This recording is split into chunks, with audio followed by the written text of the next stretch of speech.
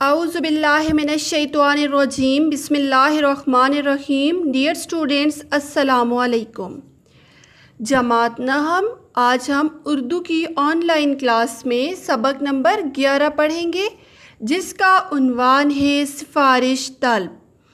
Dear students, اس سبق کے مصنف کرنل محمد خان کے بارے میں آپ نے پچھلے لیکچر میں پڑھا.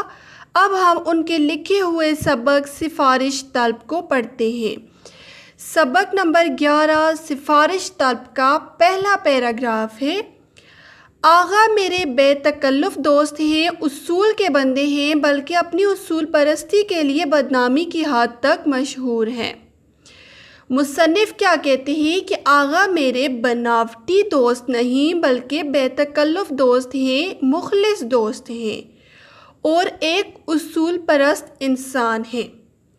اصول پرستی کے لیے بدنامی کی حد تک مشہور ہیں، یعنی اصول پرستی کے لیے اگر انہیں کوئی بدنام کرتا ہے، انہیں کسی قسم کی ذلت یا رسوائی اٹھانی پڑتی ہے، تب بھی وہ کسی بھی صورت اصول پرستی کا دامن ہاتھ سے نہیں چھوڑتے. قاعدے قانون کی پاسداری کرنے والے انسان ہیں. پچھلے دنوں میں ان سے عارضی طور پر ناراض سا تھا، لیکن وہ ایک شام باہمہ بے تکلفی وارد ہوئے اور میری ظاہری سرد مہری کو نظر انداز کرتے ہوئے میرے ملازم کو حسب معمول چائے کا حکم دیا. مصنف کہتے ہیں کہ میں ان سے کچھ دن عارضی طور پر ناراض تھا، لیکن انہوں نے کیا کیا کہ ایک شام بے تکلفی کے ساتھ میرے گھر میں داخل ہوئے. میری بے رخی کو نظر انداز کرتے ہوئے انہوں نے ہمیشہ کی طرح میرے ملازم کو چائے کا حکم دے دیا اور مجھ سے ذرا رازدارانہ لہجے میں کہنے لگے، چودھری ایک ضروری کام سے آیا ہوں اور کام یہ ہے کہ ایک جگہ ڈاکہ ڈالنا ہے، ساتھ دو گے. اور مجھ سے کیا کہا کہ میں ایک ضروری کام سے تمہارے پاس آیا ہوں اور کام یہ ہے کہ مجھے ایک جگہ ڈاکہ ڈالنا ہے جس میں تمہارا ساتھ چاہیے. بتاؤ کیا تم میرا ساتھ دو گے؟ آغا جیسے دیانت زدہ شخص کی طرف سے ڈاکے کی دعوت. میں نے سوچا ضرور اس میں کوئی پیچ ہے. یعنی آغا جو ایک اصول پرست انسان ہیں، دیانت دار انسان ہیں، وہ ڈاکے کی دعوت دے رہے ہیں. مصنف کہتے ہیں میں سوچنے لگ گیا کہ ضرور اس میں کوئی چکر ہے کہ آغا جیسے شخص مجھے ڈاکے کی دعوت کا کہہ رہے ہیں. میں نے کیا کہا، ہوش میں ہو آغا؟ معلوم ہے ڈاکہ کیسا فعل ہوتا ہے؟ میں نے کیا کہا، آپ ہوش میں ہو؟ پتہ ہے کہ ڈاکہ کیسا فعل ہے، کیسا عمل ہے، کیسا کام ہے، اور پھر دعوت دیتے ہو یعنی مجھے تیار کرتے ہو ساتھ. حیا نہیں آتی یعنی شرم نہیں آتی ایسے کام کی دعوت دیتے ہوئے ڈاکو بناتے ہو. آغا کرسی پر دراز ہو کر بولے، یعنی آغا کرسی پر بیٹھے اور کیا بولے، بس بس بس اتنا کافی ہے، خفا مت ہو. کل تم نے مجھے ڈاکے کی دعوت دی تھی، آج میں نے دے دی. میں تمہاری نہ مانا، تم میری نہ مانو، جھگڑا ختم.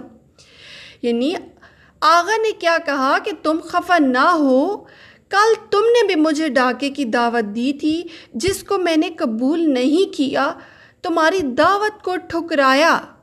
آج تم بھی میری دعوت کو ٹھکرا رہے ہو.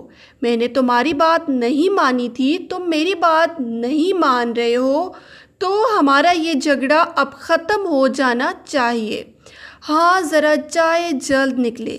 مجھے سچ مچ شک ہوا کہ آغا کا دماغ چل گیا ہے. میں نے کہا تم کیسی باتیں کرتے ہو آغا، میں نے تمہیں ڈاکے پر اکسایا؟ یعنی میں نے کیا کیا کہ آغا سے کیا کہا کہ میں نے کب تمہیں ڈاکے کی دعوت دی تھی، تم کیسی باتیں کر رہے ہو، کب تمہیں میں نے کہا تھا کہ ڈاکہ ڈالنا ہے؟ تو آغا کیا بولے، ہاں تم نے اپنے مولوی زادے کی سفارش نہیں کی کہ اسے کلرک بھرتی کر لو. اب مصنف کہتے ہیں میں نے کہا اب سفارش تو میں نے ضرور کی تھی، لیکن یہ ڈاکہ کیوں کر ہوا؟ یعنی میں نے سفارش کی تھی لیکن میں نے ڈاکہ ڈالنے کا نہیں کہا تھا. تم میری سفارش کو ڈاکہ ڈالنا کیوں کہہ رہے ہو؟ لیکن میں کچھ کہنے نہ پایا تھا کہ بولے، مصنف کہتے ہیں اب میں نے آگے اور کچھ کہا ہی نہیں تو آغا بولے دیکھو چودھری سفارش کر کے تم نے کسی دوسرے کا حق اپنے مولوی کے لونڈے کو دلانا چاہا تھا اور کسی کا حق چھیننا ہی ڈاکہ ڈالنا ہے۔ یعنی اگر تم کسی اہل اور قابل شخص کا حق چھین کر کسی ایسے شخص کو دیتے ہو جو کہ نااہل ہو تو تم ایک حقدار کا حق مارتے ہو۔ کسی حقدار کا حق مارنا ہی ڈاکہ ڈالنے کے مترادف ہے۔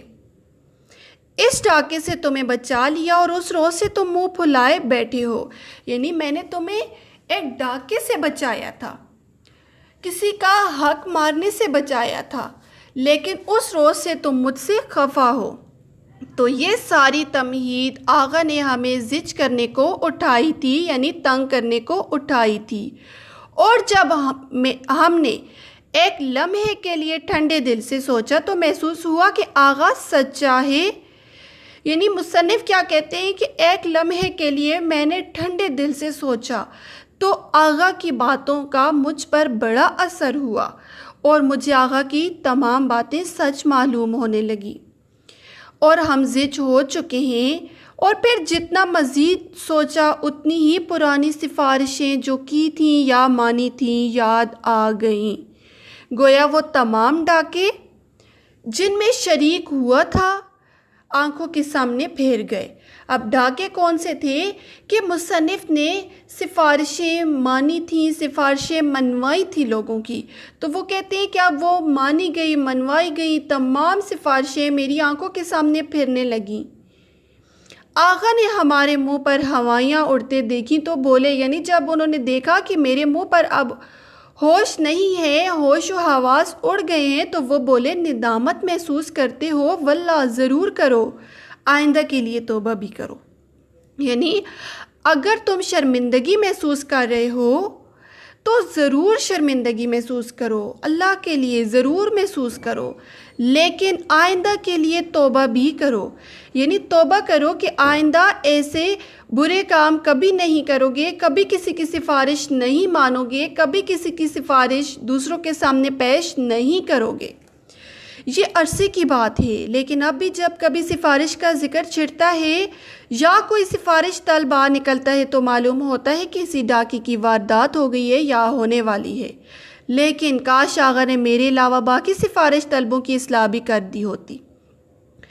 مصنف کہتے ہیں کہ آغا نے میری اصلاح تو کر دی، لیکن کاش یہ ممکن ہوتا کہ وہ دنیا میں تمام سفارش طلبوں کی اصلاح کر سکتے۔ ان ڈاکوؤں میں، یعنی ان سفارش کرنے والوں میں، دوسروں کا حق چھیننے والوں میں کسی طرح کی کمی آتی دکھائی نہیں دیتی۔ دنیا میں وبائیں پھوٹ نکلتی ہیں اور آخر میں تھم جاتی ہیں، جنگیں چھڑتی ہیں اور آخر میں صلح ہو جاتی ہے، لیکن سفارش کا سیلاب ہے کہ ہر وقت طغیانی پر ہے اور جس قدر روکو اور توند ہوتا ہے۔ یعنی دنیا میں بیماریاں پھیلتی ہیں، آخر میں ختم ہو جاتی ہیں، جنگیں چھڑتی ہیں وہ بھی ختم ہو جاتی ہیں، آخر میں صلح ہو جاتی ہے، لیکن جو سفارش کا سیلاب ہے کسی طرح کم نہیں ہو رہا، اس کو جس قدر روکو اور تیز ہوتا جا رہا ہے۔ غالب کے زمانے میں بھی اگر سفارش طلبوں کی یورش یعنی حملے کا یہی عالم ہوتا جو آج ہے تو وہ اپنا معروف شعر ذرا مختلف طور پر کہتے۔ پاتے نہیں جب راہ تو چڑھ جاتے ہیں نالے، رکتی ہے سفارش تو یہ ہوتی ہے رواں اور۔ یعنی اگر کوئی پانی بہہ رہا ہو آہستہ آہستہ، پھر جب اس پانی کو راستہ نہ ملے بہنے کے لیے تو وہ پانی نالے کی صورت اختیار کر کے بہنے لگتا ہے۔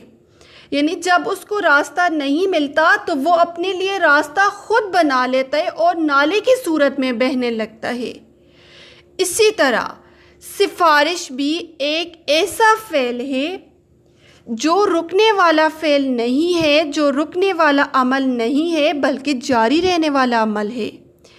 اس کو جس قدر روکنے کی کوشش کی جائے تو یہ عمل اپنے لیے راستہ خود بنا لیتا ہے لیکن جاری رہتا ہے، سفارش کا عمل رکتا نہیں ہے بلکہ بڑھتا چلا جا رہا ہے۔ سفارش کے جراثیم مکھی مچھر یا چوہے نہیں پھیلاتے، اپنے اقربا اور دوست پھیلاتے ہیں۔ اچانک ایک اجنبی رکا لے کر آتا ہے جس پر اشد ضروری اور بصیغہ راز جیسے تاکیدی الفاظ لکھے ہوتے ہیں۔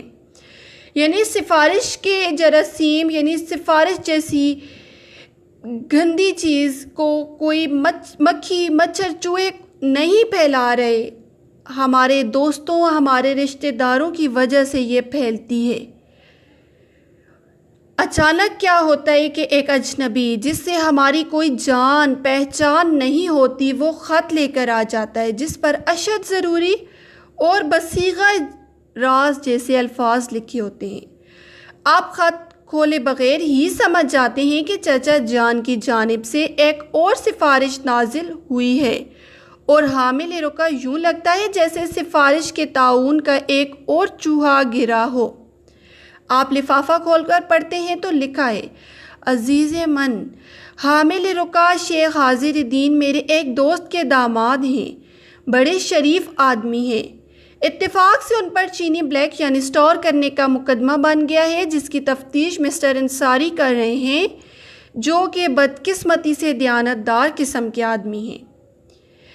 اور یعنی اسے بدقسمتی کہا جا رہا ہے، جو دیانت دار آدمی ہے جو کسی کی سفارش نہیں سنتا تو اسے ہمارے معاشرے میں لوگ بدقسمتی کہتے ہیں، بجائے اس کے کہ غلط کام کرنے والے کو سزا دی جائے، اس کی سفارش پیش کر کے اس کو بچا لیا جاتا ہے۔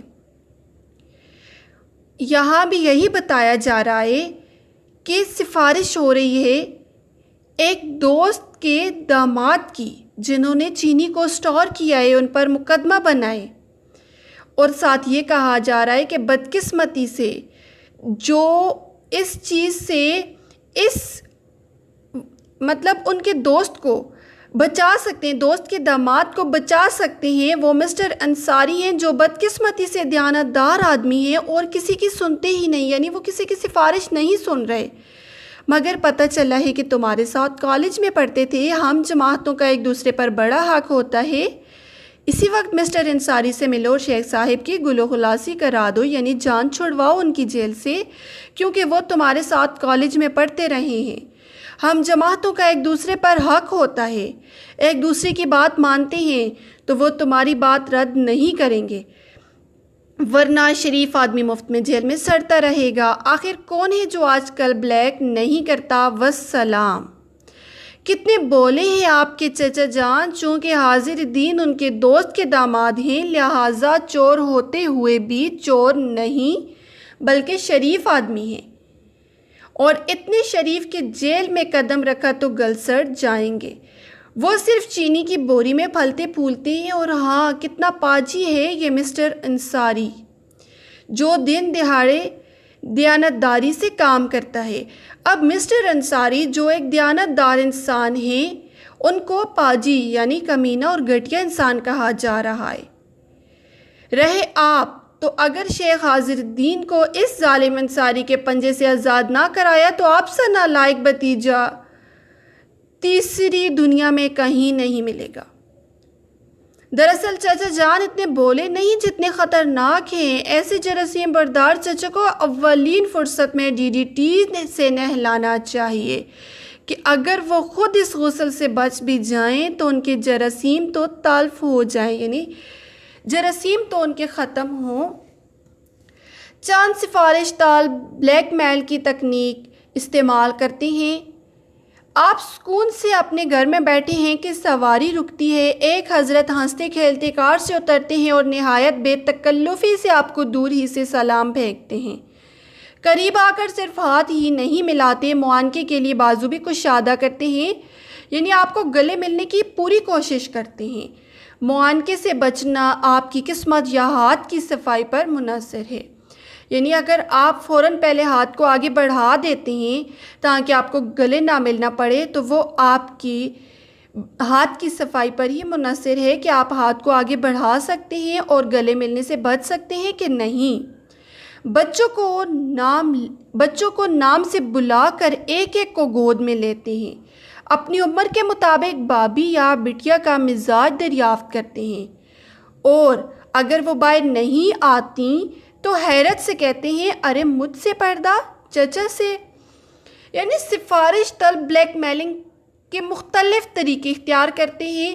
آپ کی ان سے کوئی جان پہچان نہیں ہوتی، وہ گاڑی روکتے ہیں، آپ کے پاس ہنستے ہوئے آتے ہیں، آپ کو بہت اچھی طرح سلام کرتے ہیں، آپ کو گلے ملنے کی کوشش کرتے ہیں، آپ کے بچوں کو بلا کر ان کے نام سے بلا کر گود میں لیتے ہیں، پیار کرتے ہیں، آپ کی بیوی کا حال احوال پوچھتے ہیں اور پھر ان سے ملنے کی کوشش بھی کرتے ہیں.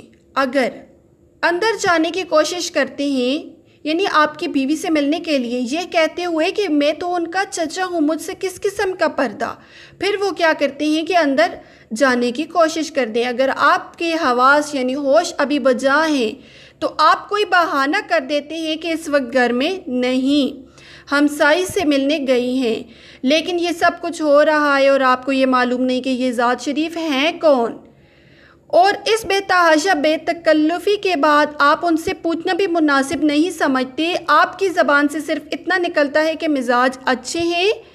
آپ کے جواب میں وہ نہ صرف اپنے مزاج کی داستان سناتے ہیں بلکہ اپنے ریاض، نواز، جمیلہ اور موتی کتے تک کی کیفیت مزاج بیان کر دیتے ہیں اور آپ کے تمام رشتہ داروں کے تازہ کوائف بھی پیش کر دیتے ہیں. آپ حیرت سے ان کا منہ تکتے ہیں اور ابھی سنبھلنے بھی نہیں پاتے کہ سفارش پیش ہو جاتی ہے. یعنی ان تمام باتوں کے بعد وہ اپنے مقصد پر آ جاتا ہے. سفارش طلب آخرکار اپنا مقصد بیان کرتا ہے. ہاں بھائی، تو تم نے ابھی تک پوچھا ہی نہیں کہ ہم کیسے آئے ہیں. وہ جانتے ہو نا اپنے مرزا صاحب، ارے جن کے ہاں اپنے حمید کی منگنی ہوئی، انہوں نے ٹھیکے کے لیے ٹینڈر دے رکھا ہے اور سنا ہے تم کل صبح ہی یہ ٹینڈر کھول رہے ہو. بس یوں سمجھ لو خود میں نے ہی ٹینڈر دیا ہے. اچھا، ٹینڈر کسی ٹھیکے کو کہا جاتا ہے، یعنی کسی عمارت کا، مکان کا یا کسی چیز کا ٹھیکہ دے دینا. آپ حیران ہو رہے ہوتے ہیں کہ جان نہ پہچان، اتنا بڑا جرم اور اس صفائی اور بے تکلفی سے ارتکاب. لیکن آپ ابھی سوچ رہے ہوتے ہیں کہ ارشاد ہوتا ہے یعنی حکم ہو جاتا ہے بھائی کہیں زیادہ قاعدے قانون کے چکر میں نہ پڑ جانا، یعنی زیادہ اصولوں کی طرف مت جانا. آج کل یہ عارضہ عام ہونے لگا ہے، کوئی بات کہو مانتے ہی نہیں. یعنی آج کل یہ بیماری عام ہو چکی ہے، کسی کو کسی بات کا کہہ دو تو کوئی مانتا ہی نہیں. ملک، قوم، پاکستان کو رونا شروع کر دیتے ہیں. یعنی جب کسی کو کسی کام کا بولا جائے تو وہ کیا کرتے ہیں، اپنے ملک کو، قوم کو رونا شروع کر دیتے ہیں. لیکن مجھے یقین ہے تمہارا دماغ ابھی سلامت ہے. آخ آخ آخ، اور زور سے کیا کرتے ہیں، آپ کا کندھا تھپکاتے ہیں. گویا یعنی آپ کا کندھا تھپکاتے ہوئے یہی کہتے ہیں کہ مجھے یقین ہے کہ تمہارا دماغ سلامت ہے. یعنی تم کسی کی بات کو سننے کی صلاحیت رکھتے ہو، سمجھنے کی صلاحیت رکھتے ہو، تم دوسروں کی بات مانتے ہو. یہ یعنی گویا آپ کو پیش کی بتایا جا رہا ہے کہ آپ کا انکار، یعنی اگر آپ نے انکار کیا تو یہ دیوانگی کی علامت ہوگی. اس کے بعد اگر واقعی عذر کرتے ہیں یعنی انکار کرتے ہیں تو حضرت ایک اور کہنکا لگاتے ہوئے کہتے ہیں میں نہ کہتا تھا یہ بیماری آج کل عام ہے، ہر بات میں پاکستان. ارے میاں، پاکستان کا مالک اللہ ہے، اس طرح دنیا کے کام نہیں چلتے. ہم تم دنیا دار آدمی ہیں، ہم قائد اعظم تھوڑے ہی ہیں، لو ہاں کر لو. یعنی سفارش طلب کیا کہتا ہے کہ کسی بھی کام کا بولو تو پاکستان کو رونا شروع کر دیتے ہیں. یعنی وہ کہتا ہے کہ پاکستان کا مالک تو اللہ ہے، ہم تم سارے دنیا دار آدمی ہیں، ایک دوسرے کی باتیں ہم کو ماننی چاہیے. ہم قائد اعظم نہیں ہیں، اس لیے تم میری سفارش کو قبول کرو. سادہ لفظوں میں اس فلسفے کے معنی یہ ہے کہ پاکستان کو چلانے کی تمام ذمہ داری اللہ تعالیٰ پر ہے، دیانت داری فقط قائد اعظم کے لیے ہے اور ہمارا کام صرف دنیا داری ہے. یعنی جو کچھ وہ کہنا چاہ رہا ہے آسان الفاظ میں اس کے معنی کیا ہیں کہ پاکستان جو ہمارا ملک ہے اس کو چلانے کی ذمہ داری کس پر ہے؟ اللہ پر ہے. اللہ ہی اس کو چلانے والا ہے، اس کے تمام انتظامات کو سنبھالنے والا ہے۔ دیانت داری صرف قائد اعظم کے لیے ہے جنہوں نے پاکستان کو بنایا۔ ہمارا کام کیا ہے؟ دنیا داری، ایک دوسرے کے کام آنا، ایک دوسرے کی خدمت کرنا۔ لفظ دنیا داری 3 اجزاء کا مرکب ہے، اور ساتھ بتاتا ہے کہ دنیا داری کا جو لفظ ہے وہ 3 اجزاء سے مل کر بنا ہے۔ وہ 3 لفظ کون سے ہیں؟ چوری، رشوت اور خواہش پروری، یعنی رشتہ داروں کا ساتھ دینا۔ ایسے سفارش طلبوں سے گل و خلاصی کا مؤثر طریقہ ایک ہی ہے، یعنی ایسے سفارش طلبوں سے جان چھڑانے کا کارآمد بہتر طریقہ کون سا ہے کہ آپ مسکرا کر ان کا بازو تھامیں، انہیں گھر کے دروازے تک لے جائیں اور ایسا کرتے ہوئے انہیں کھینچنے یا گھسیٹنے کی ضرورت پڑے تو یہ ضرورت بھی پوری کریں۔ آخر پھاٹک پر پہنچ کر خندہ پیشانی سے خدا حافظ کہیں اور پھاٹک یعنی دروازے سے باہر کر دیں۔ لازم نہیں کہ اس عمل میں فقط ہاتھوں سے کام لیں، یعنی اسے جان چھڑائیں، اس کو گھسیٹ کر نکالتے ہیں، کھینچ کر نکالتے ہیں، اپنے گھر سے باہر نکالیں اور دروازے پر پہنچ کر اس کو خدا حافظ کہہ دیں۔ اس عمل کے لیے ضروری نہیں کہ آپ ہاتھوں سے کام لیں، بس کسی بھی طرح ممکن ہو کہ آپ اس کو گھر سے نکالیں، انکار کریں، تب ہی ہمارا ملک ایسے سفارش طلبوں سے نجات پا سکتا ہے۔ ڈیئر اسٹوڈنٹس، آج ہم نے سبق کو یہاں تک ہی پڑھا ہے۔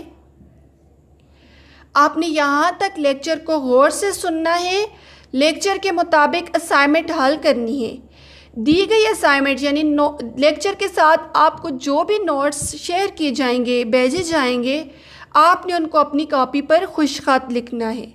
امید ہے آپ اپنا کام مکمل کریں گے۔ اپنا خیال رکھیے گا۔ اللہ حافظ۔